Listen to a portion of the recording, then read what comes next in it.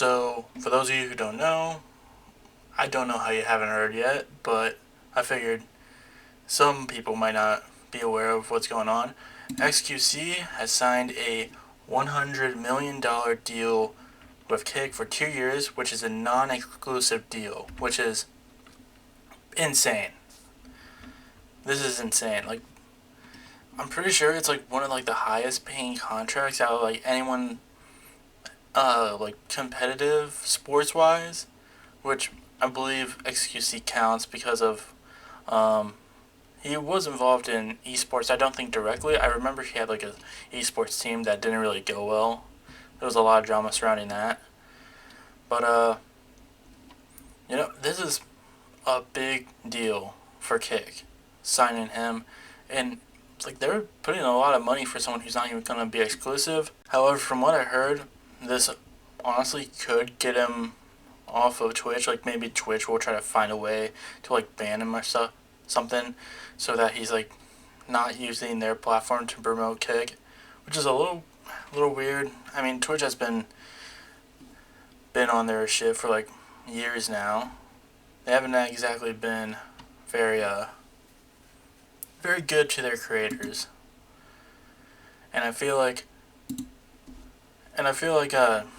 trying to go out of their way to ban XQC would be a very dumb move. It would be a very weird move if they decided to try to get rid of XQC off their platform, especially if he's, even said himself that he is going to be both on Kick and on Twitch. Like he'll have one day he's on Kick, one day he's on Twitch.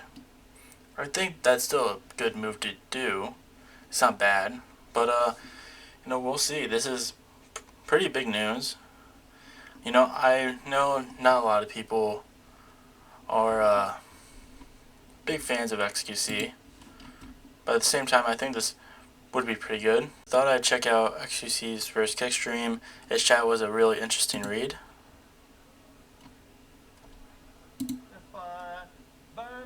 Chat. Yeah. This. I guess, yeah, he has a lot of people going over there. Bro, are you kidding me right now? Bro, what? Brother, What is he? You know how much that hurts? I have to remove it once and for all, man. Just let it roll out. No. stop showing it. Oh my god. I thought that was like a dummy foot or something like that. He's biting his toenails on stream? The exclusive, that's the only thing you'll get on Kick. You'll get this man biting his toenails on screen. One day, I guess they also signed Amaranth, which I think it's I don't know, that's pretty weird considering I feel like most of Kick's creators probably don't like Amaranth or like other hot tub streamers. I remember their golden boy Aiden Ross over there was like complaining about hot tub streamers, so I don't know, maybe Kick's trying to they're definitely trying to verse. I mean, that's what Rumble's been trying to do. They're trying to get out of the whole right wing kind of deal that they're in. I believe the guys behind Rumble have even said we didn't really care that much for the whole right wing stuff. We just noticed that it was the biggest stuff on our platform, so they started leaning more into it. But ever since they been signing Kai and Speed and other creators like Mizkiff, you can kind of tell they're trying to become more of an alternative for Twitch and hopefully try to get away from the whole alt-right Twitch space that they are. But maybe that's what Kick is trying to do with signing Amaranth and XQC. They're trying to get more of a more normie audience, which if you saw that chat room with XQC, you would tell he's bringing in a lot of viewers. This is a smart move for Kick, and I feel in the long run will more than likely be worth the money that they're giving him. I mean, he's one of the biggest streamers of all time. I'm pretty sure, wasn't he one of the top one streamer at some point during the pandemic? I wasn't into streaming a lot during the pandemic, but I remember hearing his name quite often. But it's a smart deal for them. But Amaranth moving over there, I feel it's kind of getting away from the whole I would say Kick is more like of a incel. It had more of like not, I wouldn't say incel. It had a bad rap. Kick has kind of a bad rap when it comes to people, general like opinions of it. Usually the people who are going over there, they're going over there because of Aiden Ross. I remember like one time I was like kind of just like browsing Kick because I wanted to try it out, and you could see that like for like the most like suggested accounts, like you know how if you're on Kick, or Kick or Twitch, there will be like suggested accounts next to it, like based on like what you like watch and stuff.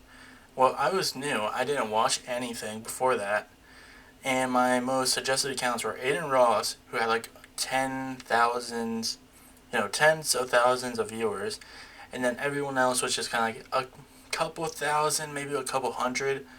And to me, that just felt a little weird. You could kind of see where the power imbalance was there and what Kick's majority audience was. So hopefully, with bringing in XQC and Amaranth, that will allow them to diversify with their audience a little bit more, help bring more people in to actually like watch the streams and stuff like that, and which I think is good. I think it's good to have competition within the streaming space. I don't hate Kick. I mean, it obviously has its bad reputation, which I would scrutinize because of the whole Aiden Ross stuff when he was starting out over there. But if they're trying to legitimize themselves a little bit more, as long as with Rumble, then I think that's a good thing. Competition within the sphere should be a good thing because it forces, the top dogs like Twitch to actually do something about it to kind of better the odds for the other creators.